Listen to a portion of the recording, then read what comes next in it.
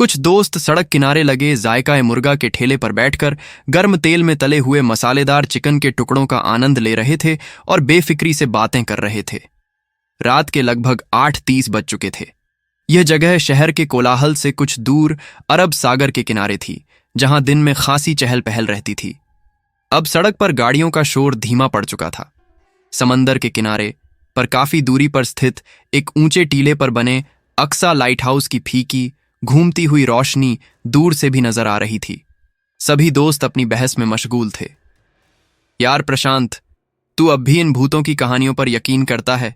21वीं सदी में भी तुम जैसे कुछ लोग जो इनके वजूद को मानते हैं, यही सबसे बड़ी मूर्खता है। ये आवाज थी विक्रांत की, जो हमेशा तर्क और विज्ञान की कसौटी पर दुनिया को तौलता था।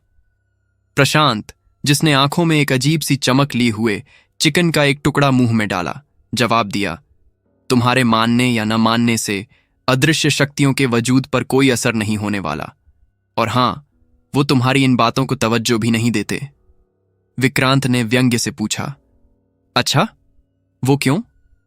वो इसलिए मेरे दोस्त, क्योंकि उन आत्माओं और नकारात्मक ऊर्जाओं को भी मालूम है कि जिस नश्वर शरीर को धारण करने की वजह से तुम्हारे जैसे लोग आज उनके वजूद को झुठला रहे हो, कल उस शरीर के खत्म होते ही जिस वजूद को आज तक झुठलाया, अब वही वजूद तुम्हारा वजूद बनने वाला है। प्रशांत की आवाज में एक अजीब सी गंभीरता थी। यही फर्क है तुम लोगों में और हम में, प्रशांत। तुम भूतों पर यकीन करो, हम परमेश्वर पर यकीन करते हैं। विक्रांत ने सीना तान कर कहा, तुम्हें किसने कहा कि मैं परमेश्वर पर यकीन नहीं करता?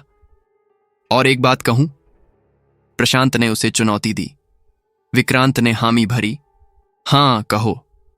अगर तुम्हारी ईश्वर पर सच्ची आस्था है तो तुम्हें शैतान और भूतों पर भी यकीन करना होगा, क्योंकि अगर इस दुनिया में सत्य है तो असत्य भी है, प्रकाश है तो अंधकार भी है।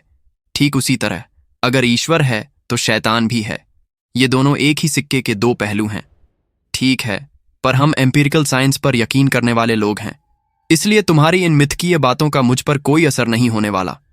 विक्रांत ने बात को काटते हुए कहा। प्रशांत ने मुस्कुराते हुए कहा, असर हो या ना हो, पर अगर तुम्हें विज्ञान की भाषा में ही जवाब चाहिए तो वो भी सुन लो। विक्रांत हंसने लगा। मतलब, अब तुम साइंटिफिकली प्रूफ करोगे कि भूत होते हैं? कितना हास्यास्पद लगेगा ना?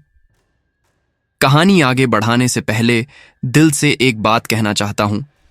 आप लोग बड़े क्रिएटर्स को लाखों सब्सक्राइबर्स देते हो और ये अच्छी बात है, लेकिन हम जैसे छोटे क्रिएटर्स जो रात भर जागकर एक एक लाइन लिखते हैं, हमारी बस एक ही उम्मीद होती है कि सुबह उठकर कोई ये कहे, भाई तुम्हारी कहानी कमाल थी। सच बोलूं, आपके एक सब्सक्राइब से मेरी कमाई नहीं बढ़ती, लेकिन मेरा हौसला जरूर बढ़ जाता है। तो अगर अभी तक नहीं किया है तो चैनल को सब्सक्राइब कर दो और कमेंट में अपना नाम और शहर जरूर लिखना, ताकि अगली कहानी में आपका नाम सुनकर मुझे भी अच्छा लगे और आपको भी। चलिए अब कहानी वापस शुरू करते हैं। प्रशांत ने उसकी हंसी को नजरअंदाज करते हुए पूछा, तुमने कभी रात के काले आसमान में चमकने वाले तारों को देखा है क्या? यार, ये भी कोई पूछने वाली बात है? दुनिया में ऐसा कौन इंसान होगा जिसने आसमान में चमकने वाले तारे न देखे हों? विक्रांत ने अपनी हंसी रोकी। मैंने सवाल सिर्फ तुमसे पूछा है, तो जवाब भी तुम्हें ही देना होगा। प्रशांत ने अपनी बात पर जोर दिया। हां, देखा है। तो क्या तुम्हारे कहने का मतलब है कि वो सारे तारे आत्माएं होती हैं? इतना कहकर वह ठहाके मारकर जोर जोर से हंसने लगा। उसकी ओर देखते हुए प्रशांत ने एकदम गंभीरता से अगला सवाल पूछा, तुमने कभी दिन के साफ उजाले में उन्हीं चमचमाते तारों को देखा है? उसकी बात सुनकर विक्रांत दोबारा मजाकिया मूड में बोला, ये क्या पागलों जैसी बातें कर रहा है? दिन में कभी तारे दिखते हैं क्या? प्रशांत ने अपनी गंभीरता कायम रखते हुए कहा, तुम्हारा मतलब यह है कि दिन में तारे नहीं होते, इसलिए वे दिखाई नहीं देते। सही कहा ना मैंने? अरे यार, इसका साइंटिफिक एक्सप्लेनेशन तुम्हें कैसे पता है? सूर्य की तेज रोशनी की वजह से हमें दिन के उजाले में तारे नहीं दिखाई देते, विक्रांत ने गर्व से कहा। ठीक, इसका मतलब दिन के उजाले में तारे हमें दिखाई नहीं देते, इसलिए वह होते नहीं, ऐसा नहीं है। वे होते हैं, सिर्फ हमें दिखाई नहीं देते। हमारी नंगी आंखें उन्हें देखने में असमर्थ होती हैं। उसी तरह यह ब्रह्मांड अदृश्य ऊर्जाओं से भरा हुआ है, जो हमारी सीमित इंद्रियों की पहुंच से बाहर हैं। प्रशांत ने तर्कों का जाल बुना। भाई, तुम कितना भी कोशिश कर लो, मैं नहीं मानता कि इस दुनिया में भूत प्रेत जैसी कोई चीज असल में मौजूद है। यह सिर्फ तुम्हारे जैसे मूढ़ इंसानी दिमाग का वहम है, बस, और इससे ज्यादा कुछ नहीं। विक्रांत ने सीधे सीधे अपने दोस्त को मूर्ख कहा था। ठीक है, कोई बात नहीं। वैसे भी तुम इन सब चीजों पर यकीन नहीं करते, यही अच्छी बात है। मैं नहीं चाहता कि मेरा दोस्त जहर की परीक्षा करे। प्रशांत ने एक अजीब सी चेतावनी दी। जहर की परीक्षा? अरे भाई, मैं कई बार सुनसान सड़कों से आया हूं, वो भी श्मशान घाट के पास बनी सड़कों से। अगर तुम शर्त लगाते हो तो मैं पूरी रात श्मशान में गुजारने के लिए तैयार हूं, वह भी अमावस की रात और अकेले। विक्रांत के लहजे में अहंकार झलक रहा था। सभी दोस्तों की बात सुनकर काफी देर से उनकी बातें चुपचाप सुन रहा ठेले वाला, जो खुद को चाचा गनी कहता था, न चाहते हुए भी उनकी तरफ देखते हुए बोला, तुम्हें किसने कहा कि भूत श्मशान में होते हैं? उसकी बात सुनकर सभी दोस्त चौंक कर उसकी तरफ देखने लगे। चाचा गनी की उम्र तकरीबन 40 साल होगी। उसकी नजर कढ़ाई के भीतर उबलते गर्म तेल में फ्राई हो रहे चिकन पर टिकी हुई थी। चिकन के टुकड़ों को दाएं हाथ में पकड़े पलटे से ऊपर नीचे करते हुए उसने बिना उन दोस्तों की तरफ देखते हुए कहा, बच्चों, भूत प्रेत, शैतानी ताकतें, इन सब से जितना हो सके उतनी दूरी बनाए रखो। जिंदगी खुशी से जीने के लिए है, और हां, जिंदगी हमेशा दूसरा मौका नहीं देती। उसकी आवाज में एक अजीब सी खराश और दर्द छिपा था। इतनी देर से अपने दोस्त को भूतों की मौजूदगी के बारे में समझा रहे प्रशांत ने उनकी तरफ देखते हुए पूछा, आप कहना क्या चाहते हैं? यही जो तुम इतनी देर से अपने दोस्त को समझाने की कोशिश कर रहे हो। उसे यह विश्वास है कि धरती पर भूत प्रेत की कोई मौजूदगी नहीं है। मैं चाहता हूं कि यह इसी भ्रम में जीता रहे, वही उसके लिए अच्छा है। चाचा गनी ने अपनी बात पर जोर दिया। आपकी भारी थकी हुई आवाज बता रही है कि आपने अपनी जिंदगी में कुछ ऐसा देखा है जो हम लोगों को बताना बिल्कुल नहीं चाहते, फिर भी हम जानना चाहेंगे। प्रशांत ने जिज्ञासा जाहिर की। गर्म आंच पर रखी कढ़ाई में उबलते हुए तेल के अंदर तैरती हुई चिकन की बोटियों पर उसकी नजर टिकी हुई थी। अपनी जिंदगी में घटी वह भयानक घटना उसके सामने मानो दोबारा जीवित होने लगी। कबीर की आंखों के सामने वह रात फिर से घूमने लगी। ये भयानक हादसा 2 जिगरी दोस्तों के साथ हुआ था, कबीर और सुलेमान। दोनों ही निडर, एक दूसरे पर जान न्यौछावर करने वाले थे। दोनों की दोस्ती पूरे इलाके में मशहूर थी। वे मछुआरे थे और उनका काम समंदर से जुड़ा था। हर शाम वे समंदर किनारे टहलने जाते। उनकी जिंदगी अच्छी कट रही थी। उसी दौरान कबीर को एक लड़की से प्यार हो गया। उसका नाम था अलीशा। अलीशा उस छोटी सी बस्ती की सबसे हंसमुख और खूबसूरत लड़की थी। कबीर अभी तक उसे प्रपोज नहीं कर पाया था, पर जल्द ही वह उसे अपने दिल की बात बताने वाला था। उसने समंदर के भीतर, जहां मोती मिलते थे, गोता लगाकर एक अनोखा हल्का नीला मोती अलीशा के लिए चुना था। पर एक दिन कुछ ऐसा हुआ जिसने दोनों की पूरी जिंदगी बदल दी। उस दिन कबीर हर रोज की तरह मछली पकड़ने के लिए अपनी नाव पर जाने की तैयारी कर रहा था, पर उससे पहले वह अलीशा को मोती देने जाने वाला था। वह काफी खुश था। सुलेमान अपनी जाल की मरम्मत कर रहा था और कबीर उसे रस्सी के सिरों में मदद कर रहा था। कबीर अलीशा के ख्यालों में खो गया था। अबे, ध्यान कहां है तेरा? साले, मरवाएगा क्या मुझे? मछली पकड़ने वाली मजबूत रस्सी मांगी थी और तूने ये सड़ी गली पुरानी रस्सी दे दी। मुंह में भरा तंबाकू थूकते हुए सुलेमान नाव के नीचे से बाहर आया। सुलेमान आगे कुछ बोलता कि तभी पास रखे कबीर के पुराने ट्रांजिस्टर रेडियो से 0 बैंड की हल्की सी आवाज आई। कबीर, तेरा ट्रांजिस्टर बज रहा है, उनके बूढ़े नाविक साथी ने कहा। यह सुनकर सुलेमान बोला, जरूर मेरी होने वाली भाभी अलीशा का कुछ संदेश होगा। उसके चक्कर में इसका दिमाग खराब हो गया है। सड़ी रस्सी पकड़ा दी पागल ने। वैसे काफी गंदी बदबू थी इस रस्सी में। रेडियो की आवाज सुनकर कबीर के दिल की धड़कन भी बढ़ने लगी। उसने दौड़ते हुए ट्रांजिस्टर उठाया। आवाज एक स्थानीय आपातकालीन प्रसारण की थी। अफसोस के साथ सूचित किया जाता है कि अलीशा नामक युवती मछली बाजार के पास एक ट्रक की चपेट में आ गई है। और मौके पर ही उसकी दर्दनाक मौत हो गई है। कुछ ही पल में कबीर के चेहरे का रंग उड़ गया और सामने वाले की बात सुनकर जैसे उसके पैरों के नीचे से जमीन सरक गई। झट से उसकी आंखों में आंसू छलक आए। एक पल में सब कुछ खत्म हो चुका था। जिसे इतना प्यार करता था उसे अपने दिल की बात भी न बता सका। वह नीला मोती अब उसकी हथेली में बर्फ सा ठंडा हो चुका था। रह रहकर दिल में उठने वाला दर्द आंसू बनकर आंखों से बहने लगा। आत्मा से संपर्क का जुनून कुछ दिन बीत गए, पर कबीर की हालत वैसी ही थी। एक दिन सुलेमान उससे मिलने उसके घर गया। अपने बेटे की हालत देखकर माँ बाप दोनों परेशान थे। उन्होंने सुलेमान से विनती की कि कबीर को सहारा दे, उसे बाहर घुमाने ले जाए। सुलेमान कबीर के कमरे के बाहर खड़ा दरवाजा खटखटाने लगा।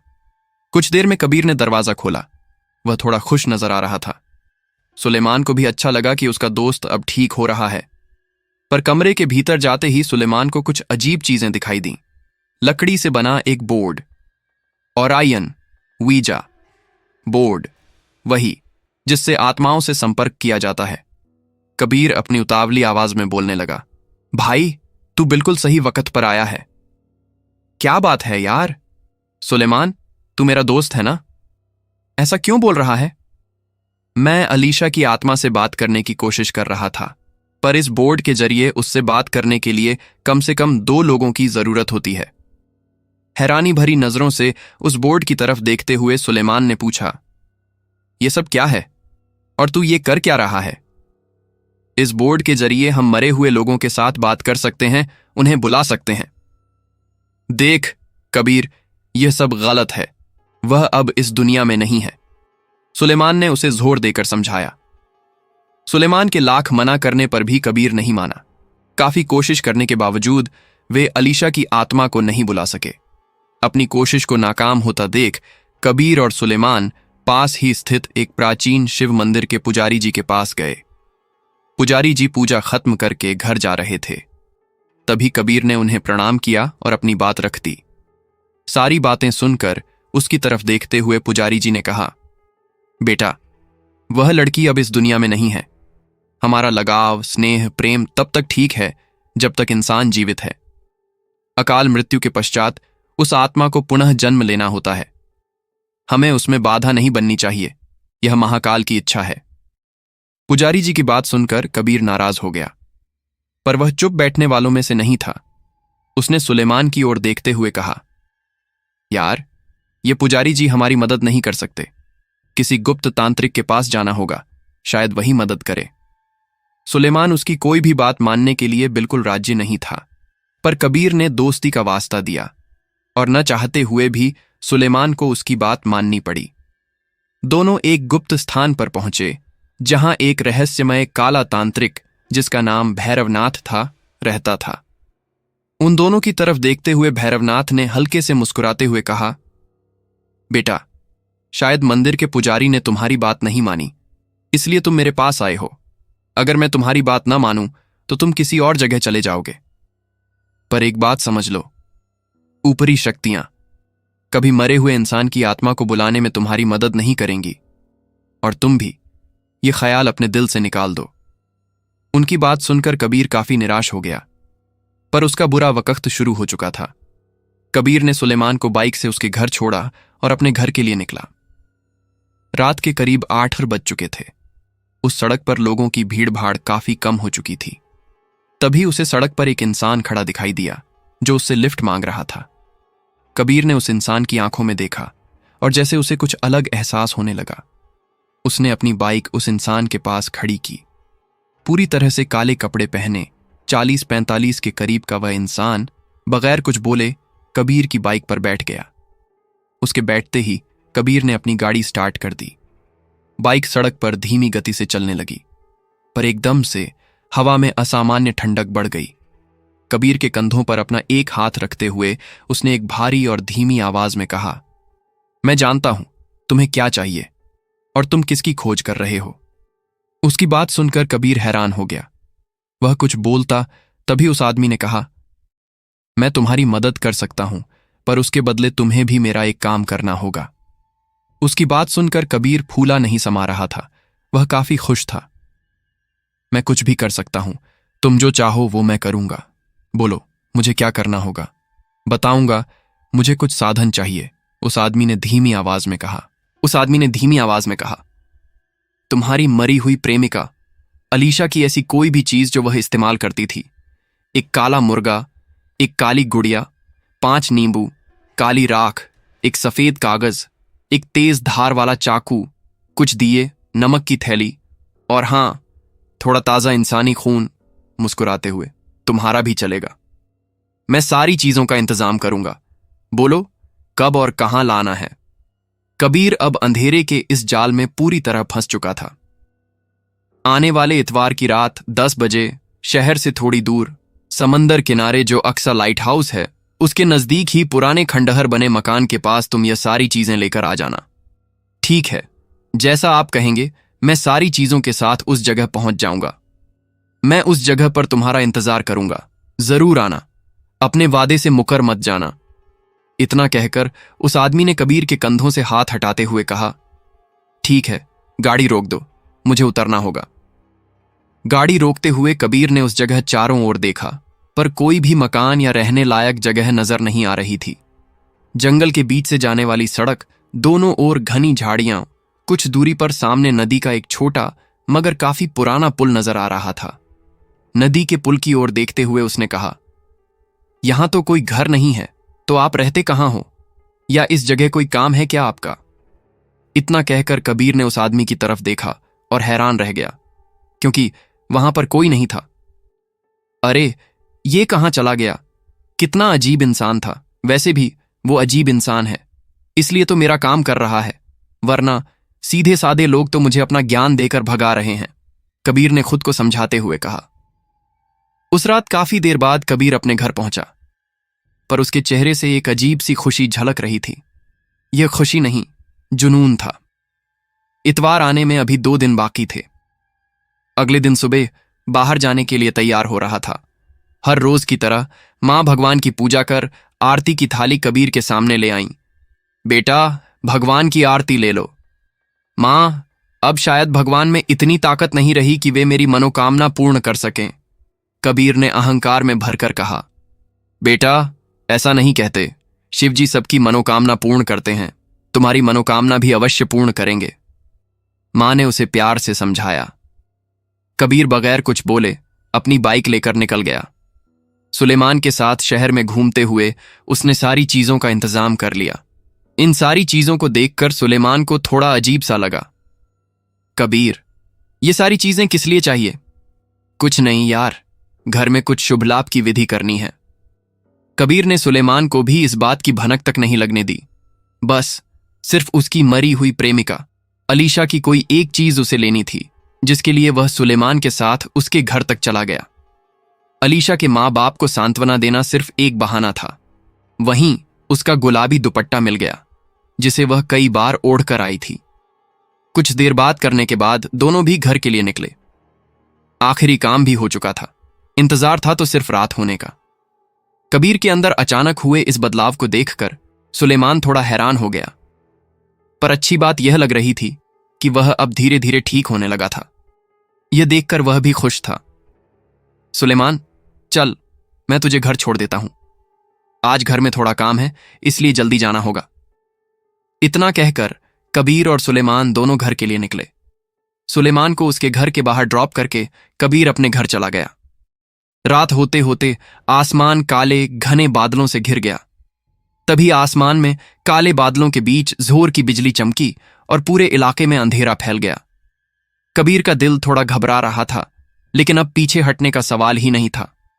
मोमबत्ती की रोशनी में उसने सारी चीजें इकट्ठी कर थैली में रख लीं। मां, सुलेमान के साथ फिल्म देखने जा रहा हूं, देर होगी। ये सफेद झूठ बोलकर उसने हाथ में ली हुई थैली बाइक के हैंडल में फंसा दी। बाइक पर बैठकर वह उस सुनसान सड़क पर अपनी मंजिल की ओर बढ़ने लगा। रात के 9 बज चुके थे। आसमान काले घने बादलों से घिरा हुआ था। रोज नजर आने वाले टिमटिमाते तारे भी आज उन घने बादलों के परे कहीं छुप गए थे। तय समय तक पहुंचने के लिए कबीर अपनी बाइक पर तेजी से जा रहा था। उस वक्त तक आसमान से हल्की बूंदाबांदी भी शुरू हो गई। अरे यार, इस बारिश को भी आज ही आना था। बस मैं अपनी मंजिल तक पहुंच जाऊं, फिर जितना मर्जी बरसना हो बरसते रहो, मुझे कोई दिक्कत नहीं। ऊपर आसमान की तरफ देखकर बोलते हुए उसने अपनी बाइक की स्पीड और बढ़ाई। पर शायद यह बेमौसम बारिश उसके लिए एक चेतावनी थी कि वह जो कुछ भी कर रहा है वह ना करे। तुम्हारी मरी हुई प्रेमिका अलीशा की ऐसी कोई भी चीज जो वह इस्तेमाल करती थी, एक काला मुर्गा, एक काली गुड़िया, 5 नींबू, काली राख, एक सफेद कागज, एक तेज धार वाला चाकू, कुछ दिए, नमक की थैली और हां, थोड़ा ताजा इंसानी खून। मुस्कुराते हुए, तुम्हारा भी चलेगा, मैं सारी चीजों का इंतजाम करूंगा। बोलो कब और कहां लाना है। कबीर अब अंधेरे के इस जाल में पूरी तरह फंस चुका था। आने वाले इतवार की रात 10 बजे शहर से थोड़ी दूर समंदर किनारे जो अक्सा लाइट हाउस है, उसके नजदीक ही पुराने खंडहर बने मकान के पास तुम ये सारी चीजें लेकर आ जाना। ठीक है, जैसा आप कहेंगे मैं सारी चीजों के साथ उस जगह पहुंच जाऊंगा। मैं उस जगह पर तुम्हारा इंतजार करूंगा। जरूर आना, अपने वादे से मुकर मत जाना। इतना कहकर उस आदमी ने कबीर के कंधों से हाथ हटाते हुए कहा, ठीक है, गाड़ी रोक दो, मुझे उतरना होगा। गाड़ी रोकते हुए कबीर ने उस जगह चारों ओर देखा, पर कोई भी मकान या रहने लायक जगह नजर नहीं आ रही थी। जंगल के बीच से जाने वाली सड़क, दोनों ओर घनी झाड़ियां, कुछ दूरी पर सामने नदी का एक छोटा मगर काफी पुराना पुल नजर आ रहा था। नदी के पुल की ओर देखते हुए उसने कहा, यहां तो कोई घर नहीं है, तो आप रहते कहां हो, या इस जगह कोई काम है क्या आपका? इतना कहकर कबीर ने उस आदमी की तरफ देखा और हैरान रह गया, क्योंकि वहां पर कोई नहीं था। अरे ये कहां चला गया? कितना अजीब इंसान था। वैसे भी वो अजीब इंसान है इसलिए तो मेरा काम कर रहा है, वरना सीधे साधे लोग तो मुझे अपना ज्ञान देकर भगा रहे हैं, कबीर ने खुद को समझाते हुए कहा। उस रात काफी देर बाद कबीर अपने घर पहुंचा, पर उसके चेहरे से एक अजीब सी खुशी झलक रही थी। यह खुशी नहीं, जुनून था। इतवार आने में अभी 2 दिन बाकी थे। अगले दिन सुबह बाहर जाने के लिए तैयार हो रहा था। हर रोज की तरह मां भगवान की पूजा कर आरती की थाली कबीर के सामने ले आईं। बेटा, भगवान की आरती ले लो। मां, अब शायद भगवान में इतनी ताकत नहीं रही कि वे मेरी मनोकामना पूर्ण कर सकें, कबीर ने अहंकार में भरकर कहा। बेटा, ऐसा नहीं कहते, शिव जी सबकी मनोकामना पूर्ण करते हैं, तुम्हारी मनोकामना भी अवश्य पूर्ण करेंगे, मां ने उसे प्यार से समझाया। कबीर बगैर कुछ बोले अपनी बाइक लेकर निकल गया। सुलेमान के साथ शहर में घूमते हुए उसने सारी चीजों का इंतजाम कर लिया। इन सारी चीजों को देखकर सुलेमान को थोड़ा अजीब सा लगा। कबीर, ये सारी चीजें किस लिए चाहिए? कुछ नहीं यार, घर में कुछ शुभ लाभ की विधि करनी है। कबीर ने सुलेमान को भी इस बात की भनक तक नहीं लगने दी। बस सिर्फ उसकी मरी हुई प्रेमिका अलीशा की कोई एक चीज उसे लेनी थी, जिसके लिए वह सुलेमान के साथ उसके घर तक चला गया। अलीशा के मां बाप को सांत्वना देना सिर्फ एक बहाना था। वहीं उसका गुलाबी दुपट्टा मिल गया, जिसे वह कई बार ओढ़कर आई थी। कुछ देर बात करने के बाद दोनों भी घर के लिए निकले। आखिरी काम भी हो चुका था। इंतजार था तो सिर्फ रात होने का। कबीर के अंदर अचानक हुए इस बदलाव को देखकर सुलेमान थोड़ा हैरान हो गया, पर अच्छी बात यह लग रही थी कि वह अब धीरे धीरे ठीक होने लगा था। यह देखकर वह भी खुश था। सुलेमान, चल, मैं तुझे घर छोड़ देता हूं। आज घर में थोड़ा काम है, इसलिए जल्दी जाना होगा। इतना कहकर कबीर और सुलेमान दोनों घर के लिए निकले। सुलेमान को उसके घर के बाहर ड्रॉप करके कबीर अपने घर चला गया। रात होते होते आसमान काले घने बादलों से घिर गया। तभी आसमान में काले बादलों के बीच जोर की बिजली चमकी और पूरे इलाके में अंधेरा फैल गया। कबीर का दिल थोड़ा घबरा रहा था, लेकिन अब पीछे हटने का सवाल ही नहीं था।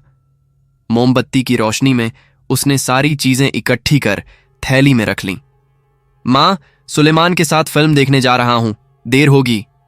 यह सफेद झूठ बोलकर उसने हाथ में ली हुई थैली बाइक के हैंडल में फंसा दी। बाइक पर बैठकर वह उस सुनसान सड़क पर अपनी मंजिल की ओर बढ़ने लगा। रात के 9 बज चुके थे। आसमान काले घने बादलों से घिरा हुआ था। रोज नजर आने वाले टिमटिमाते तारे भी आज उन घने बादलों के परे कहीं छुप गए थे। तय समय तक पहुंचने के लिए कबीर अपनी बाइक पर तेजी से जा रहा था। उस वक्त तक आसमान से हल्की बूंदाबांदी भी शुरू हो गई। अरे यार, इस बारिश को भी आज ही आना था। बस मैं अपनी मंजिल तक पहुंच जाऊं, फिर जितना मर्जी बरसना हो बरसते रहो, मुझे कोई दिक्कत नहीं। ऊपर आसमान की तरफ देखकर बोलते हुए उसने अपनी बाइक की स्पीड और बढ़ाई। पर शायद यह बेमौसम बारिश उसके लिए एक चेतावनी थी कि वह जो कुछ भी कर रहा है वह न करे। पर बुरा वक्त तो शुरू हो चुका था। घने जंगल से गुजरने वाली सड़क पर से होते हुए उसकी बाइक पहाड़ी से ऊपर की ओर चढ़ने लगी। एक तरफ घनी झाड़ियों से ढंकी ऊंची पहाड़ियां, तो दूसरी तरफ गहरी खाई और दूर तक फैला विशाल समंदर। रात के इस काले अंधेरे में उस विशाल समंदर में उठने वाली खौफनाक लहरों की आवाज दिल में डर पैदा कर रही थी। पहाड़ी पर पहुंचते ही उसे दूर एक ऊंचे टीले पर जहाजों को दिशा दिखाने वाले लाइट हाउस की रोशनी नजर आई। पर उसे उस लाइट हाउस नहीं जाना था। कुछ ही देर में वह अपनी तयशुदा मंजिल के पास पहुंच गया। वह उस जगह को पहचानता था। वह एक वीरान पड़ी हवेली थी। जब गोवा पर पुर्तगालियों का शासन था, उस जमाने में लाइट हाउस पर काम करने वाले और उसका मेंटेनेंस देखने वाले पुर्तगाली अधिकारियों के रहने का इंतजाम उस हवेली में किया जाता था। हवेली पुरानी होने के बावजूद अभी भी मजबूती से खड़ी थी। चारों ओर फैली घनी झाड़ियां और उनके बीच से गुजरने वाली एक कच्ची सड़क जो हवेली के अंदर जाती थी। हल्की हल्की हवाओं की वजह से पेड़ों की शाखाओं से टूटकर गिरने वाले पत्तों की सरसराहट रात के अंधेरे में भी साफ सुनाई दे रही थी। अपनी बाइक सड़क के किनारे खड़ी की और थैली लेकर हवेली के अंदर की ओर चलने लगा। जमीन पर पेड़ों से गिरे सूखे पत्तों की चादर बिछी हुई थी, जिसकी वजह से चलते वक्त हर कदम पर पैरों के नीचे सूखे पत्तों के चटकने की आवाज रात के उस गहरे सन्नाटे में चारों ओर गूंजने लगी। अब उसके चेहरे पर भी डर साफ साफ नजर आ रहा था। हवेली की ओर चलते हुए वह कभी अपनी दाईं तरफ तो कभी बाईं तरफ देखते हुए आगे बढ़ने लगा। 3 सीढ़ियां चढ़कर वह दरवाजे के बाहर खड़ा था। अपने दाएं हाथ से दरवाजा खटखटाने ही वाला था कि तभी उसे अपने पीछे से किसी की गहरी डरावनी आवाज आई। आ गए तुम, मैं तुम्हारा ही इंतजार कर रहा था। कबीर ने उस आवाज की तरफ देखा तो वही आदमी था जिसे उसने लिफ्ट दी थी। उसने पूरी तरह से काले कपड़े पहने थे। उसके सर के ऊपर भी एक काला कपड़ा ढका हुआ नजर आया, जिसकी वजह से उसका चेहरा नजर नहीं आ रहा था। पर उस आदमी की करारी आवाज से कबीर ने उसे पहचान लिया था। उस आदमी ने दरवाजे की तरफ हाथ किया और कबीर को अंदर जाने के लिए कहा। हाँ में गर्दन हिलाते हुए कबीर ने दरवाजा धकेलने के लिए हाथ आगे किया ही था, पर वह दरवाजा तो खुला ही था। उसे थोड़ा अजीब लगा। काफी तेज हवा चल रही है, हवा की वजह से दरवाजा खुला होगा। अपने मन में ही बुदबुदाते हुए वह दरवाजे से अंदर चला गया। हवेली का बाहर वाला कमरा पूरी तरह से खाली था। अपने पॉकेट से लाइटर निकालकर उसने लाइटर जलाया। उसी के साथ एक धीमी थरथराती रोशनी चारों ओर फैल गई। दीवारें पूरी तरह से जर्जर हो चुकी थीं। दाईं तरफ सीढ़ियां हैं, उन सीढ़ियों से उतरकर हमें तहखाने में जाना है। रात के गहरे सन्नाटे में पीछे से आई उस आदमी की करारी आवाज ने कबीर को जैसे डरा ही दिया। लाइटर अपनी दाईं तरफ घुमाते हुए उसने देखा, वहां पर नीचे जाने वाली सीढ़ियां नजर आ रही थीं। अब वह एक एक सीढ़ी उतरकर नीचे की ओर चलने लगा। उन घुमावदार सीढ़ियों से नीचे उतरते हुए कबीर का दिल जोर जोर से धड़क रहा था। कम से कम 20 या 25 सीढ़ियां उतरकर आखिरकार वे नीचे तहखाने में पहुंच गए। उस खाली बड़े से तहखाने की दाईं दीवार पर एक जलती हुई मशाल रखी नजर आई। मशाल से धधकने वाली आग की पीली लपटों से पूरे तहखाने में हल्की रोशनी फैली हुई थी। तहखाने के बीचों बीच जमीन पर एक लकड़ी की कुर्सी रखी हुई थी। डर भरी निगाहों से पूरे तहखाने को निहारते हुए कबीर उस कुर्सी के पास आकर खड़ा हुआ। जो सामान मंगवाया था वह पूरा लाए हो? उस आदमी की आवाज तहखाने में गूंज उठी। हाँ, लाया हूं। कबीर डर के मारे हकलाने लगा। ठीक है, वह सारी चीजें निकालकर जमीन पर रख दो। उसकी बात खत्म होते ही हाँ में गर्दन हिलाते हुए कबीर ने उस थैली में हाथ डालकर सारी की सारी चीजें निकालकर जमीन पर फैला दी। शैतानी रस्म का आरंभ उस इंसान ने सबसे पहले नमक की थैली उठाई और नमक से जमीन पर एक गोल घेरा बना दिया। उसके बाद नींबू को नमक के घेरे के ऊपर 4 जगहों पर रख दिया। उसने कबीर की तरफ देखते हुए कहा, अब हमें इंसानी खून चाहिए। मैं देता हूं ना, कहकर कबीर ने तेज धार वाला चाकू हाथ में लिया। चाकू की धार वाला हिस्सा अपनी उंगली पर रखा और अपनी आंखें बंद कर लीं। तेज सांस लेते हुए झटके से चाकू उंगली पर घुसाते हुए अपनी तरफ खींच लिया। उंगली कटते ही लाल खून की बूंदें जमीन पर टपकने लगीं। उसके लाल गाढ़े खून को देखकर उस इंसान के चेहरे पर एक अजीब सी क्रूर मुस्कुराहट छा गई। वह काली गुड़िया अपने हाथ में लो और उसके मुंह पर अपने खून की बूंदें लगाओ। कबीर ने गुड़िया के मुंह पर अपने खून को लगाया और उस आदमी की तरफ देखने लगा। उस गुड़िया को लेकर सामने वाले उस अंधेरे कोने में जाओ और रखकर वापस यहां आओ। उसकी बातें सुनकर कबीर उस गुड़िया को लेकर चलने लगा। चलते हुए उसने एक नजर उस गुड़िया को देखा तो जैसे उसकी धड़कनें ही रुक गईं, क्योंकि उसे लगा कि वह बेजान गुड़िया जैसे उसे घूर घूर के देख रही हो। उसने झट से अपनी आंखें बंद कर अपना मुंह फेर लिया। बगैर कुछ बोले वह उस अंधेरे कोने में गया और गुड़िया को रखकर वापस उस जगह आकर खड़ा हो गया। यह सफेद कागज लो और उस पर अपने खून से अपना नाम लिखकर वहां रख कर आओ जिस दरवाजे से तुम अंदर आए हो। और एक बात, आते वक्त तुम्हें हर 2 कदम पर अपनी उंगली से टपकने वाली खून की एक बूंद गिरानी है। बगैर कुछ सवाल जवाब किए कबीर ने उस सफेद कागज पर खून से अपना नाम लिखा। उसके नाम को देखते हुए उस आदमी ने दोबारा कहा, याद रहे, जाते वक्त तुम्हें पीछे मुड़कर नहीं देखना है और वापस आते वक्त भी तुम्हें पीछे मुड़कर नहीं देखना। कबीर को यह सब कुछ काफी अजीब लग रहा था, पर उसके दिल में अपनी प्रेमिका से किसी भी तरह बात करने का जैसे एक जुनून सवार था। तहखाने की सीढ़ियां चढ़ते हुए ऊपर की तरफ जाने लगा। अंधेरा होने की वजह से उसने पॉकेट से अपना लाइटर निकालकर जलाया और उसकी धुंधली रोशनी में एक एक सीढ़ी चढ़ने लगा। चारों ओर फैला खौफनाक अंधेरा किसी भी इंसान को दिल का दौरा देने के लिए काफी था। दरवाजे के पास पहुंचकर उसने बाहर नजरें घुमाईं तो उसे एक अजीब सा एहसास हुआ। लगा जैसे उसे अंधेरे में से कोई घूर रहा है।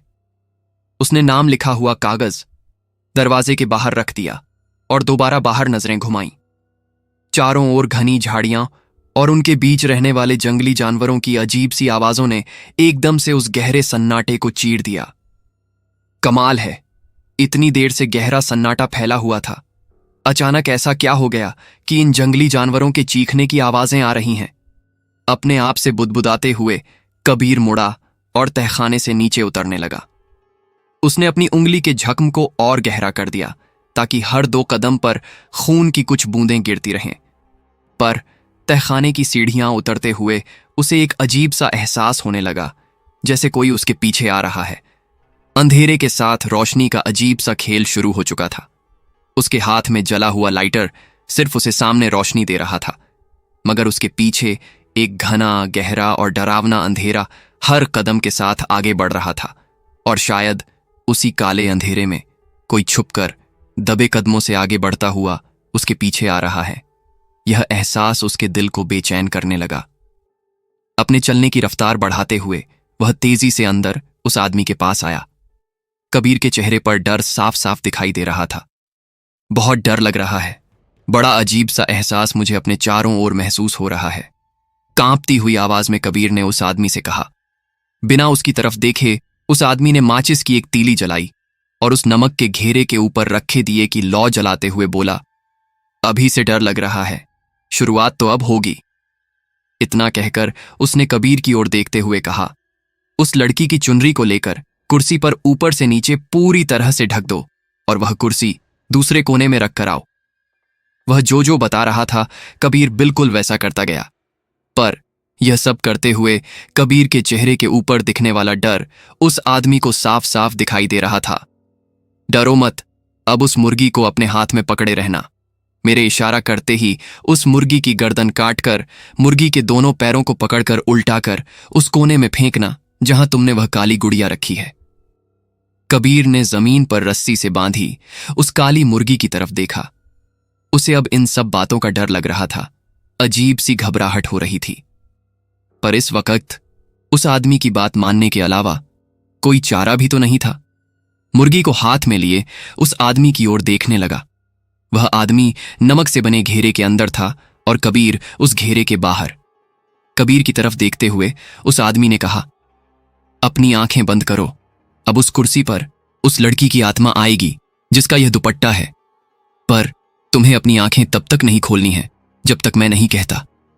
सिसकियों का रहस्य और भयानक सत्य उसकी बात मानते हुए कबीर ने अपनी आंखें बंद कर लीं। उसे कुछ भी दिखाई नहीं दे रहा था, सिर्फ आवाजें आ रही थीं। आवाजें रात के गहरे सन्नाटे के बीच कुछ दूरी पर उस विशाल समंदर में उठने वाली लहरों की आवाजें, आसपास फैले घने जंगल से किसी भेड़िए के रोने की आवाजें, दीवार पर बनी उस खिड़की से अंदर या बाहर जाते वक्त काले चमगादड़ के पंखों के फड़फड़ाने की आवाजें, और इन सारी आवाजों के बीच भी उस इंसान के बुदबुदाने की हल्की सी आवाजें। हां, शायद वह कुछ मंत्र पढ़ रहा था। उसी तरह की आवाजें आ रही थीं। काफी वक्त गुजर गया, कम से कम 1 घंटा बीत गया होगा, और इसी बीच उसे अब एक और आवाज भी आने लगी, किसी की सिसकारियां लेने की आवाज। कबीर एकदम से चौंक गया। क्या वह आवाज सच में आ रही थी या ये मेरा वहम था? खुद से ही बात करते हुए वह अपनी सांसें रोककर हर बारीक से बारीक आवाज सुनने की कोशिश करने लगा। उसे अपने दिल की धड़कनों की आवाज भी साफ साफ सुनाई दे रही थी। कुछ देर तक उस आदमी के मुंह से मंत्र पढ़ने की आवाज आती रही, पर दोबारा उसे वहीं सिसकारियां लेने की आवाज सुनाई दी। इस बार उसने उस आवाज को साफ साफ सुना था। आखिरकार उसकी मेहनत रंग लाई। अलीशा की आत्मा उस जगह पर आ चुकी थी। खुशी के मारे कबीर ने अपनी आंखें खोल दी। उसके सामने कुछ दूरी पर अंधेरे में रखी खाली कुर्सी पर ढंके दुपट्टे के अंदर अब कोई इंसानी जिस्म नजर आ रहा था जो रो रहा था। कबीर ने उस आदमी की तरफ देखते हुए कहा, अलीशा, मेरी अलीशा की आत्मा आ गई। कबीर की तरफ देखते हुए वह आदमी जोर से चिल्लाते हुए बोला, मैंने तुम्हें आंखें खोलकर देखने के लिए मना किया था ना। कबीर, तूने बहुत बड़ा अनर्थ कर दिया, उसके नजदीक मत जाओ। उस आदमी की बात सुनकर डर के मारे कबीर की मानो जान ही निकल गई। अपनी खौफ भरी नजरों से वह कुर्सी की ओर देखने लगा। तभी उस इंसान ने कहा, कबीर, तुम्हारे हाथ में जो मुर्गी है उसकी गर्दन काटकर मुर्गी के दोनों पैरों को पकड़कर उल्टाकर उस कुर्सी पर आई आत्मा के सामने पकड़कर रखो और दोबारा अपनी आंखें बंद कर लो। डर के मारे कांपते हुए कबीर ने हां में गर्दन हिलाई और उसने अपने हाथ में पकड़ी मुर्गी की ओर देखा। अब तो मानो डर के कारण उसका कलेजा मुंह में आ गया। उसके हाथ में मुर्गी नहीं थी, बल्कि एक जले हुए इंसान की कटी हुई मुंडी थी जो अपनी बड़ी सफेद आंखों से कबीर को ही घूरे जा रही थी।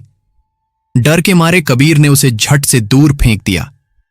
वह मुंडी लड़खड़ाते हुए उसी अंधेरे कोने में गई जहां पर उसने थोड़ी देर पहले काली गुड़िया रखी थी। कबीर की इस हरकत से अपना सर पकड़कर वह इंसान नीचे ही बैठ गया। पता नहीं अब क्या अनर्थ होने वाला था। कबीर और उस इंसान की डरी सहमी नजरें उसी कोने में टिक गईं जहां पर कबीर ने कटा सिर समझकर उस मुर्गी को फेंक दिया था। कुछ देर एक अजीब सी खामोशी छाई रही। दोनों के दिल की तेज धड़कन बता रही थी कि डर उनके रोम रोम में किसी जानलेवा जहर की तरह तेजी से दौड़ रहा है। तभी उस अंधेरे कोने से किसी की गुर्राहट की हल्की हल्की आवाजें आने लगीं। साथ ही छटपटाहट की आवाज भी कानों पर पड़ने लगी, जैसे कोई खूंखार जानवर कच्चा मांस और हड्डियों को अपने नुकीले खूनी जबड़ों से चबाकर खा रहा हो। वह खौफनाक आवाज सुनकर दोनों के दिल की धड़कन और सांसें तेज हो गईं। दोनों की डरी सहमी नजरें उसी अंधेरे कोने में गड़ी थीं और एकदम से सारी आवाजें खामोश हो गईं। न मुर्गी की छटपटाहट की आवाज, न गुर्राहट की आवाज। एक जानलेवा सन्नाटा चारों तरफ पसरा हुआ था। अब क्या होगा? कबीर की दबी सी कांपती आवाज सुनकर वह आदमी बोला, गु, आवाज नहीं, चुपचाप खड़े रहो। और अगले ही पल उस मुर्गी का कटा सिर और पंखों का खून से सना गुच्छा कबीर के पैरों में आकर गिरा। यह सब कुछ देख कबीर ने उस आदमी की तरफ देखते हुए कहा। वह डरावना दृश्य देखकर कबीर का तो गला ही सूख गया। अपनी डरी सहमी नजरों से उस आदमी की ओर देखते हुए कबीर ने कहा, यह सिर्फ किसी आत्मा को बुलाने की विधि नहीं है। तुम जरूर कुछ भयानक करने की कोशिश कर रहे हो। शायद कबीर को सब कुछ पता चल चुका था। जमीन पर घुटनों के बल बैठे उस आदमी ने जमीन पर पड़े उस मांस के टुकड़ों की ओर देखते हुए कहा, मैंने शैतान से सौदा किया है, उसी की विधि करने के लिए इस जगह आया था। मतलब मुझे समंदर के शैतान को 7 कुंवारी लड़कियों की आत्मा सौंपनी है? क्या क्या बकवास कर रहे हो तुम? बकवास नहीं, यही सच है। पर किस लिए? उन लड़कियों की आत्मा के बदले शैतान मुझे कुछ ऐसा देने वाला है जो मुझे आज तक ईश्वर नहीं दे सका। उसकी बात सुनकर कबीर के पैरों के नीचे से जमीन सरक गई। उसका दिमाग जैसे सुन्न पड़ गया। मतलब तुम मेरी अलीशा की आत्मा उस शैतान को सौंप दोगे? हाँ, यही सौदा हुआ है। भाड़ में गया तू, भाड़ में गया तेरा सौदा, और भाड़ में गया तेरा वह समुद्री शैतान। मैं किसी भी कीमत पर तुम्हें अलीशा की आत्मा का सौदा नहीं करने दूंगा। कबीर कुछ करता, तभी तहखाने के हर अंधेरे कोने में से अजीब सी हंसने की आवाजें आने लगीं। कबीर की डरी सहमी नजरें कभी दाईं तरफ देखतीं तो कभी बाईं तरफ के कोने में ठहरतीं। अब तक उस घेरे में बैठा वह आदमी झट से बाहर आया और कुछ मंत्र बोलते हुए तहखाने की एक खिड़की से दिखने वाले समंदर की तरफ देखते हुए चिल्लाया, मेरी चीज मुझे दे दो, अपनी चीज साथ ले जाओ। उसके इतना कहते ही समंदर में जैसे तूफान आ गया। तेज हवाओं के साथ समंदर में उठने वाली काली डरावनी लहरें जोर जोर से किनारे की तरफ दौड़ते हुए पत्थरों पर अपना टकराने लगीं। समंदर के पानी की उन लहरों की आवाज इतनी ज्यादा खौफनाक थी मानो वह जोर जोर से चीखकर अपनी मौजूदगी का एहसास करा रही हो। यह सब देखकर कबीर गुस्से से पागल हो गया। जमीन पर बनाया हुआ वह घेरा कबीर अपने पैरों से कुचलने ही वाला था कि तभी किसी ने उसके पैरों को जकड़ लिया। उसने नीचे देखा और सन्न रह गया, क्योंकि उसके पैर से वह काली गुड़िया लिपट गई थी जिसे उसने थोड़ी देर पहले एक कोने में रखा था। यह सब कुछ कबीर की समझ से बाहर था। तुम जितनी भी कोशिश कर लो, उस लड़की की आत्मा को वह शैतान हर हाल में अपने साथ लेकर जाएगा। इतना कहकर वह जोर जोर से हंसने लगा। हंसते हुए उसी खिड़की के पास खूंटी से बंधी रस्सी को उसने छुड़ाया और धीरे धीरे खोलने लगा। अब कबीर के सामने वह था जिसकी कल्पना भी उसने नहीं की थी। पूरे तहखाने के भीतर दाईं तरफ वाली दीवार पर टंगी मशाल की हल्की पीली रोशनी फैली हुई थी। सामने वाली दीवार पर बनी खिड़की से बंधी रस्सी वह आदमी छुड़ाने लगा। उस रस्सी का दूसरा सिरा लकड़ी की चारपाई से बंधा था जो छत से लटक रही थी। जैसे जैसे वह आदमी रस्सी छोड़ा रहा था वैसे छत से लटकने वाली चारपाई धीरे धीरे नीचे आने लगी। कुछ ही देर में वह चारपाई जमीन पर बनाए उसी घेरे में उतर गई। उस चारपाई पर एक औरत का बेजान शरीर रखा था। दिखने में काफी खूबसूरत लग रही थी। उस शरीर को देखकर कबीर हैरान हो गया। कबीर की ओर देखकर वह आदमी बोला, 7 लड़कियों की आत्मा के बदले मेरी मरी हुई पत्नी रजिया की आत्मा लौट आकर वो उसे दोबारा जीवित करने वाला है। मैंने यही सौदा किया है। उस आदमी का सारा खेल कबीर की समझ में आ गया था। अपनी पत्नी को दोबारा जीवित करने के लिए इसने मुझे मोहरा बनाया। जमीन पर बेबस पड़ा कबीर फूट फूट कर रोने लगा। अपनी प्रेमिका के साथ सिर्फ एक बार बात करने के लिए इतना सब कुछ किया, पर अब उसकी आत्मा मरने के बाद भी एक शैतान की गुलाम होने वाली थी। समंदर से बहने वाली तेज हवा और ऊंची उठने वाली लहरों ने सारा माहौल खौफनाक बना दिया। वह रोते हुए हाथ जोड़कर अपनी प्रेमिका से माफी मांगने लगा, पर अब देर हो चुकी थी। वह आदमी अब उस चारपाई पर पड़ी अपनी पत्नी की लाश के नजदीक आकर बैठ गया। उसके सर को सहलाते हुए बोला, अब तुम दोबारा जीवित हो जाओगी रजिया। भगवान से शक्तिशाली तो शैतान होता है। भगवान ने तुम्हें मुझसे छीन लिया था। लाख प्रार्थना करने पर भी उसने मुझे तुम्हारी आत्मा नहीं लौटाई, पर शैतान ने वादा किया है और आज तुम दोबारा मेरे पास मेरी होकर रहोगी। बोलते हुए उस इंसान की आंखों में आंसू आ रहे थे। उसने जमीन पर रखी काली राख अपने हाथ में लेकर जोर से चीखते हुए कहा, मेरी चीज मुझे दे दो, अपनी चीज साथ ले जाओ। और इतना कहकर उसने हाथ में ली हुई राख को उस कुर्सी की तरफ फेंक दिया। इसके साथ कुर्सी पर ओढ़ने के नीचे उस आत्मा में हलचल हो गई, जैसे उसे दर्द हो रहा था। सिसकियां लेते हुए कुर्सी पर दुपट्टे से ढकी वह आत्मा खड़ी हो गई और उस अंधेरे से धीरे धीरे आगे बढ़ने लगी। यह देखकर वह आदमी बोला, अपने ऊपर से वह कपड़ा हटाओ। जब तक मैं नहीं कहता तब तक अपनी आंखें मत खोलना। अब मैं ही तुम्हारा मालिक हूं। उस आदमी के इतना कहते ही उसी आत्मा ने अपने ऊपर का दुपट्टा हटाया, जिसे देखकर कबीर के पैरों के नीचे की जमीन सरक गई। ये नहीं हो सकता। कबीर को अपनी आंखों पर भरोसा नहीं हो रहा था, क्योंकि उस दुपट्टे के नीचे अलीशा की नहीं बल्कि कबीर की मां की आत्मा आ गई थी। कबीर गलती से उस लड़की के दुपट्टे की जगह अपनी मां का दुपट्टा ले आया था। यह देखकर कबीर छटपटाने लगा। जोर जोर से रोते चिल्लाते हुए उसने अपना पैर उस काली गुड़िया की गर्दन पर रख दिया, जिसने उसके पैर जकड़ रखे थे। ऐसा करते ही एक भयानक चीख उस गुड़िया के मुंह से निकली। कबीर को इस तरह पागल होता देख उस बौखलाए इंसान ने एक बर्तन में लिया हुआ पानी अपनी पत्नी के ऊपर छिड़कते हुए दोबारा आवाज लगाई ही थी कि तभी कबीर ने उसके मुंह पर एक जोरदार आघात किया। एक के बाद एक उसके मुंह पर मुक्कों की बरसात की। चारपाई से बंधी रस्सी छुड़ाते हुए कबीर ने उस आदमी के हाथ पैर कसकर बांध दिए। वह छटपटाने लगा, पर अब कोई फायदा नहीं था। कबीर ने उस खिड़की से दिखने वाले समंदर की तरफ देखते हुए कहा, जो तुम्हें चाहिए वह नहीं मिलेगा, इसलिए वापस जाओ। कबीर की बात सुनकर वह इंसान जोर जोर से हंसने लगा। अजीब सी शैतानी मुस्कुराहट उसके चेहरे पर छा गई थी। कबीर की तरफ देखते हुए बोला, वह वापस तो जरूर जाएगा, मगर खाली हाथ नहीं, इंसानी मांस और खून लेकर ही जाएगा। कबीर की मां की आत्मा तहखाने के बीचों बीच आंखें बंद करके खड़ी थी, जैसे वह बेहोशी की हालत में हो। पर वह आदमी सिर्फ अजीब सी आवाज में हंसे जा रहा था। शायद उसे लग रहा था कि अब कबीर कुछ नहीं कर सकता, पर कबीर कुछ ऐसा करने जा रहा था जिसकी उस आदमी ने कल्पना तक नहीं की थी। कबीर ने कोने में रखी हुई कुर्सी ली और उसे उठाकर जोर से जमीन पर पटक दिया। एक ही झटके से कुर्सी की लकड़ियों के पर खच्चे उड़ गए। उसी कोने में एक और लकड़ी की अलमारी थी। उस अलमारी को भी जमीन पर धकेलते हुए तोड़ दिया। उन सारी लकड़ियों को इकट्ठा कर उस चारपाई के नीचे फेंकने लगा। वह आदमी अब समझ चुका था कि कबीर क्या करने जा रहा है। कबीर, तुम ऐसा नहीं कर सकते। मैंने पूरे 1 साल अपनी बीवी की लाश को संभाल कर रखा है। उसे जीवित करने के लिए 6 लोगों की बलि दी है। मैं उससे बहुत प्यार करता हूं। उसकी आत्मा जल्द ही इस शरीर में वापस आ जाएगी।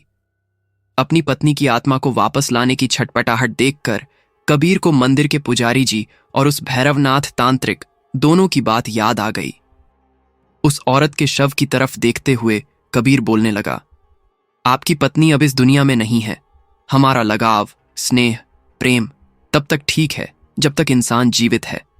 अकाल मृत्यु के पश्चात उस आत्मा को पुनः जन्म लेना होता है और हमें उसके रास्ते में बाधा नहीं बननी चाहिए। यही महाकाल की इच्छा है।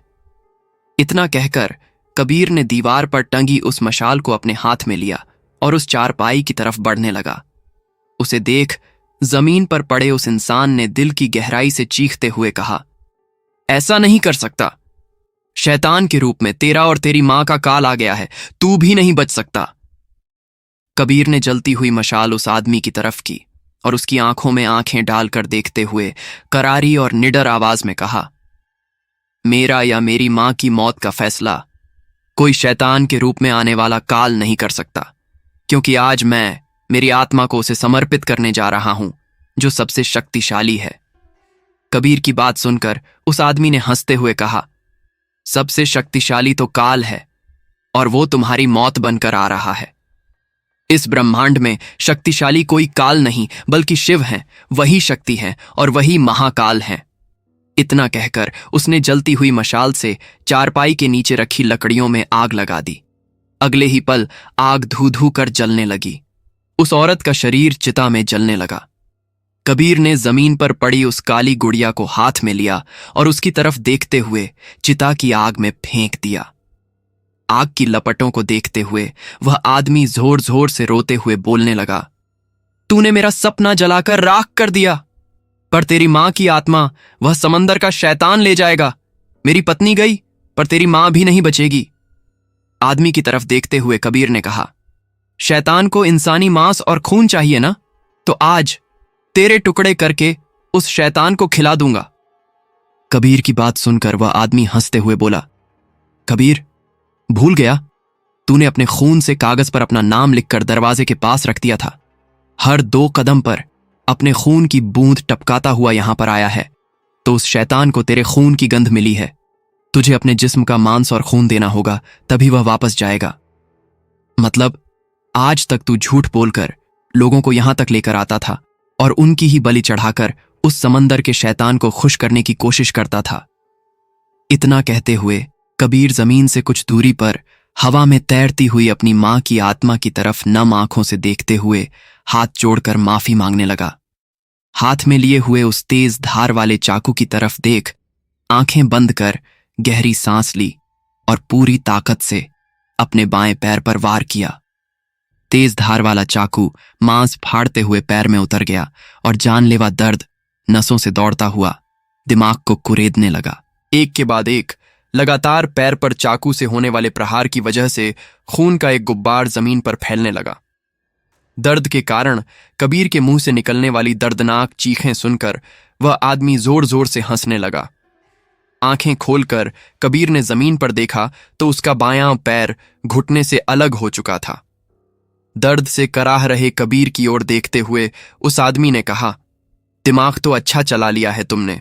शैतान को अपना पैर देकर जान तो बचा ली है, पर ज्यादा खून बहने से वैसे भी तुम्हारी मौत हो जाएगी, क्योंकि तेरा ईश्वर इस खौफनाक जगह पर इतनी रात को और ऐसे तूफानी मौसम में अपना कोई फरिश्ता नहीं भेजेगा।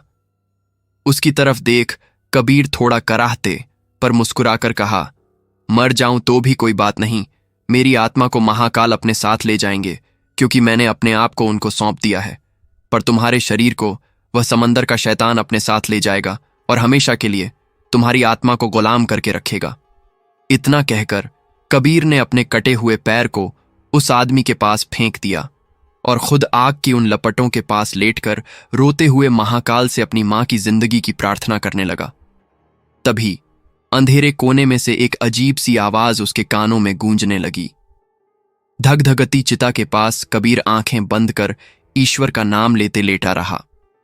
जमीन पर हाथ पैर बंधा पड़ा वह आदमी समझ चुका था कि समंदर का शैतान आ चुका है। कबीर के खून की गंध और उसके पास पड़ा हुआ वह कटा हुआ पैर देखकर वह समझ चुका था कि उसका अंतिम समय आ चुका है। तभी तहखाने के एक कोने से कोई रेंगकर उसकी तरफ आता हुआ उसे महसूस होने लगा, पर वह कुछ समझ पाता कि तभी उस आदमी के साथ कटे हुए पैर को भी कोई अंधेरे में खींच कर ले गया और कुछ ही सेकंड में उसके जिस्म के कुछ चिथड़े उस तहखाने में बिखर गए। कबीर ने आंखें खोलकर देखा तो वह चिता अब भी जल रही थी। उसने चारों ओर नजरें घुमाईं, पर उसकी मां की आत्मा कहीं नजर नहीं आ रही थी। वह समझ चुका था कि वो शैतान उसकी मां को भी गुलाम बनाकर अपने साथ ले गया। रोता रहा, अपना सर जमीन पर पीटता रहा, पर अब देर हो चुकी थी। कुछ ही देर में ज्यादा खून बहने से वह बेहोश हो गया। अंत का रहस्य, चाचा गनी की सच्चाई जब उसे होश आया तब वह अस्पताल के बिस्तर पर था। बाहर पिताजी का रो रो कर बुरा हाल हो गया था। सुलेमान भी गुमसुम सा उसके पास बैठा था। पिताजी। कबीर के मुंह से निकली आवाज से सभी के चेहरे पर खुशी छा गई। कबीर के नजदीक आते हुए सुलेमान ने कहा, भाई कैसा है तू? मैंने तुम्हारे पिताजी से झूठ बोला है कि तुम्हारा एक्सीडेंट हो गया था, इसलिए तुम भी उन्हें कुछ मत कहना। तुम्हारी मां को हार्ट अटैक आया था, इसलिए हम रात भर तुम्हें पूरे गोवा में पागलों की तरह ढूंढ रहे थे, पर तू हमें लाइट हाउस के पास उस पुरानी हवेली के तहखाने में मिला। उसकी बात सुनकर कबीर फूट फूट कर रोने लगा। उसे बताता तो भी क्या बताता। अरे साले, रोना बंद कर। वैसे भी मां जी को तेरे एक्सीडेंट के बारे में कुछ नहीं बताया है। उसकी बात सुनकर कबीर एकदम चौंक गया। मतलब मां? क्या? मां कहां है? और कहां? इसी अस्पताल में, पर दूसरे कमरे में है। फिक्र मत कर, अब खतरे से बाहर है। सुलेमान प्लीज यार, एक बार मां को देखना है। अबे पागल हो गया है क्या? मां तुझे ऐसे अस्पताल के बेड पर देखेंगी तो दोबारा उन्हें आईसीयू में भर्ती करना पड़ेगा। मां को सिर्फ एक बार देखने के लिए कबीर छोटे बच्चे की तरह रोए जा रहा था। उसकी तरफ देखते हुए सुलेमान धीरे से उसके नजदीक आते हुए बोला, तुझे वहां ले गया था और जिसने तेरी ये हालत की है, साले की, उसी समंदर में काट कर फेंकने वाला हूं। कबीर ने उससे सब सच बताने का वचन दिया। उसे स्ट्रेचर पर लिटाकर चेहरे पर कपड़ा ढककर मां जी के पास वाले बेड पर ले जाया गया। सुलेमान मां से बात करने लगा। मां भी उसके साथ मुस्कुराकर बात कर रही थीं। अपनी मां को जीवित देखकर कबीर की आंखों से लगातार आंसू बह रहे थे। सब कुछ ठीक हो गया था। कबीर ने मन ही मन ईश्वर को धन्यवाद दिया। अपना एक पैर घंवाकर वह अपनी मां को जीवित वापस ले आया था। उस ठेले वाले चाचा गनी की बातें हर कोई मन लगाकर सुन रहा था। बच्चों, तुम लोग मानो या ना मानो, इस धरती पर शैतान भी है और ईश्वर भी है। यकीन करना या ना करना, यह हम पर निर्भर है। सब दोस्त खामोश थे। एक दोस्त उनके हाथ में चिकन का बिल दिया और बाइक की ओर चलने लगे। तभी आगे बैठकर गाड़ी स्टार्ट करते हुए विक्रांत ने चुपके से प्रशांत से कहा, इतनी बकवास कहानी मैंने आज तक नहीं सुनी। अगर इतना सब कुछ हुआ था तो ये सब कुछ इसको किसने बताया? इसलिए भूत प्रेत कुछ नहीं होते, तू भी ये दिमाग से निकाल दे। इतना कहकर उसने अपनी बाइक स्टार्ट की और बगैर कुछ बोले उसका दूसरा दोस्त प्रशांत बाइक की पिछली सीट पर बैठ गया। पर पीछे बैठा प्रशांत काफी बेचैन था। जाते वक्त उसने एक नजर पीछे उस ठेले वाले चाचा गनी की ओर देखा। वह टेबल पर रखी खाली प्लेटें एक हाथ से उठा रहा था और दूसरे हाथ में बैसाखी पकड़ रखी थी। वह आदमी बैसाखी के सहारे चल रहा था, क्योंकि उस आदमी का बायां पैर घुटने से नीचे नहीं था। अगर आपको लगता है कि कबीर ने जो रास्ता चुना है वो सिर्फ अलीशा की आत्मा तक जाता है, तो शायद आप गलत हैं, क्योंकि उस रात उस वीरान हवेली में उसका इंतजार सिर्फ अलीशा नहीं कर रही थी। कुछ और भी था वहां, कुछ जो इंसानों के लिए नहीं बना। अगर आप जानना चाहते हैं कि आगे क्या हुआ, तो इस वीडियो को लाइक करिए, चैनल को सब्सक्राइब करिए और कमेंट में सिर्फ इतना लिखिए, आगे क्या हुआ।